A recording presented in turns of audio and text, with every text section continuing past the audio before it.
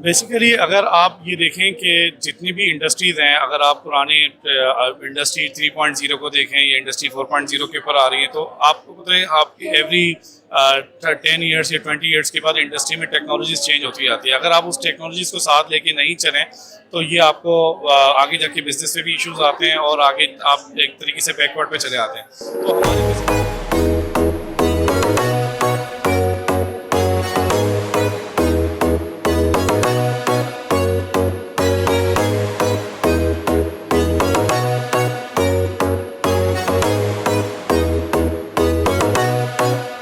Sir thank you very much, आपने हमें time दिया। कैसा जा रहा है अब तक का एक्सपीरियंस? अस्सलाम वालेकुम जी, अल्हम्दुलिल्लाह काफ़ी अच्छा एक्सपीरियंस रहा है हमेशा की तरह।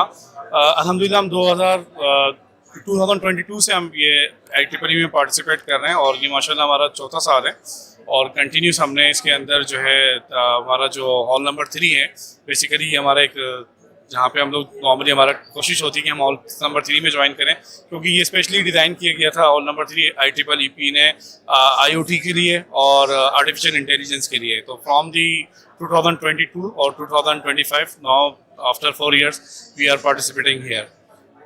आलम इंटरप्राइजेस के बारे में बताइएगा, यहाँ पे क्या प्रोडक्ट्स लेकर आए हैं, क्या एग्जिबिट कर रहे हैं, किन किन चीज़ों में सर्विसेज प्रोवाइड करते हैं? आलम इंटरप्राइज बेसिकली इस्टेब्लिश 1990 में इस्टेब्लिश हुई थी और अल्हम्दुलिल्लाह ऑटोमेशन से रिलेटेड हम लोग काम कर रहे हैं और ये तकरीबन हमें डिफरेंट इंडस्ट्रीज़ के अंदर हम अपनी ऑटोमेशन की सर्विसेज दे रहे होते हैं, जिसके अंदर हमारे पास पावर प्लांट्स हैं, सीमेंट इंडस्ट्रीज़ हैं, एयर सेपरेशन यूनिट प्लांट्स हैं। इसके अलावा ऑयल एंड गैस के अंदर हमारी सर्विसेज चल रही होती हैं, टेक्सटाइल इंडस्ट्री हैं, ऑटोमोबाइल इंडस्ट्रीज़ हैं। तो अल्हम्दुलिल्लाह एवरी सेक्टर्स के अंदर आपको आलम इंटरप्राइज मिलेगी और हमारी वहाँ पे जो मोस्टली हमारी जो एक्सपर्टीज़ हैं वो इंडस्ट्रियल ऑटोमेशन से रिलेटेड है, जो हम वहाँ पे कंप्लीट यूटिलिटीज़ के प्रोजेक्ट्स, प्लांट इरेक्शन के प्रोजेक्ट्स, ये सारी चीज़ें प्रोजेक्ट्स हम लोग कर रहे होते हैं। टेक्नोलॉजी ने हर आम आदमी को अवेयरनेस दी है, AI के हवाले से, IoT के हवाले से। आप तो खुद काम ही ऑटोमेशन का कर रहे हैं, तो उसमें कितनी इन्वॉल्वमेंट होती है, कितनी सहूलत मिलती है इंडस्ट्री को AI के इस्तेमाल से, IoT के इस्तेमाल?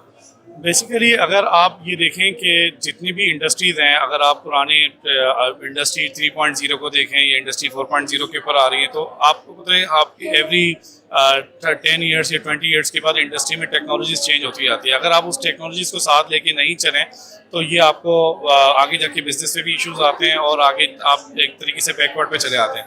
तो हमारी बेसिकली पॉलिसी ये रही कि हम लॉन्ग टर्म के नेक्स्ट 15 ईयर्स या 10 ईयर्स में क्या चीज़ आ रही है, हम उनको देखते हुए अपनी चीज़ों को ऐड ऑन करते हैं। और हमने बेसिकली IoT से रिलेटेड अपनी प्रोडक्ट्स ऐड ऑन की थी 2019 से, जब हमने बूलर टेक्नोलॉजीज़ की प्रोडक्ट्स हम लेकर आए, जो बेसिकली IoTs के ऊपर उनकी मॉनिटरिंग हो रही थी।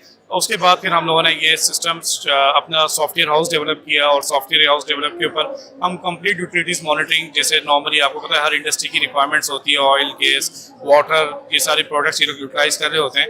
तो हमने उसके ऊपर एक कस्टमाइज सॉफ्टवेयर बनाया कि आप पहले नॉर्मली मैनुअली रिपोर्ट होती थी, अब सारी ऑटोमेटिक रिपोर्ट जनरेट होती हैं, जो भी कंजम्पशन वो कर रहे होते हैं। तो आप अगर टेक्नोलॉजी को अडॉप्ट नहीं करें तो चीज़ें आप उस टेक्नोलॉजी के साथ अगर आप साथ साथ ना चलें तो फिर बिज़नेस करना और सर्वाइव करना मुश्किल हो जाता है। तो आलम इंटरप्राइज ने हमेशा ये फोकस किया है कि टेक्नोलॉजी को साथ लेके चलें और अल्हम्दुलिल्लाह हम ये कह सकते हैं कि हम अभी अप टू डेट है। और रिसेंटली मैंने अभी जो चाइना का विज़िट किया है, तो वहाँ पे हमारा बेसिकली विज़िट का पर्पस ही ये था कि हम मज़ीद इसमें अगले 5 ईयर्स के लिए क्या रिक्वायरमेंट्स होगी इंडस्ट्री को, हम उस पर वर्कआउट करें।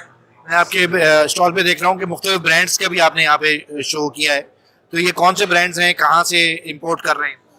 मोस्टली हमारे पास जर्मनी के प्लांट्स हैं, जैसे बूलर टेक्नोलॉजीज़ हैं, वो नॉर्मली हम उनकी प्रोडक्ट्स ज़्यादातर सिविल इंडस्ट्रीज़ और oil and gas power plants यहाँ पे दे रहे होते हैं। इसके अलावा हमारे पास UK, यूरोप और कुछ हमारे प्लांट चाइनीज़ भी हैं। एक्चुअली पहले अगर आप देखा जाए कि नॉर्मली 15 ईयर्स 20 ईयर्स पहले चाइनीज़ प्रोडक्ट्स इतनी इंस्टॉल नहीं होती थी, मोस्टली हम रिलाई कर रहे होते थे जर्मनी और जितनी भी आपकी समझ लें जापान प्रोडक्ट्स के ऊपर।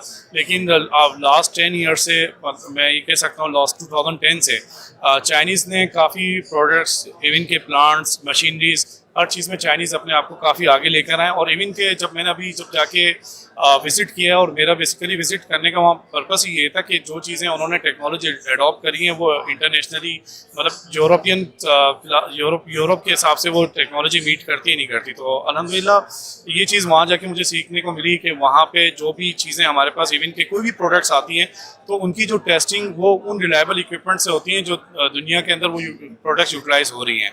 मतलब आप समझ लें कि अगर अगर आप एक इक्विपमेंट लेते हैं 0.5% एक्यूरेसी का, तो वो बेसिकली जब उसको टेस्ट और वेरीफाइड करते हैं वो 0.001% की एक्यूरेसी से उसको टेस्ट कर रहे होते हैं, तो जब भी चांसेस ऑफ एरर कम होते हैं। इसलिए हमें जो प्रोडक्ट्स मिलती हैं वो एक अच्छी एक्यूरेसी के साथ प्रोडक्ट्स मिल रही होती है। और चाइना आपको पता है जो आप अगर लास्ट 5 ईयर्स के अंदर देखें तो टेक्नोलॉजी के अंदर काफ़ी आगे चले गए। और इवन कि हम ऑटोमोबाइल के अंदर भी आप देखें, पहले जापान और इन प्रोडक्ट्स हम ले रहे होते थे, अब चाइनीज़ प्रोडक्ट्स को हम अप्लाई कर रहे हैं और टेक्नोलॉजी की वजह से उन्होंने चेंजिंग लेकर आए। तो काफ़ी लोग जो है, इवन के मैं भी अगर पहले टोयोटा इस्तेमाल करता था, अब मैं चंगान यूटिलाइज़ कर रहा हूँ। चाइनीज़ प्रोडक्ट्स हैं, लेकिन अल्हम्दुलिल्लाह उन्होंने काफ़ी अच्छी प्रोडक्ट इंट्रोड्यूस कराई है मार्केट।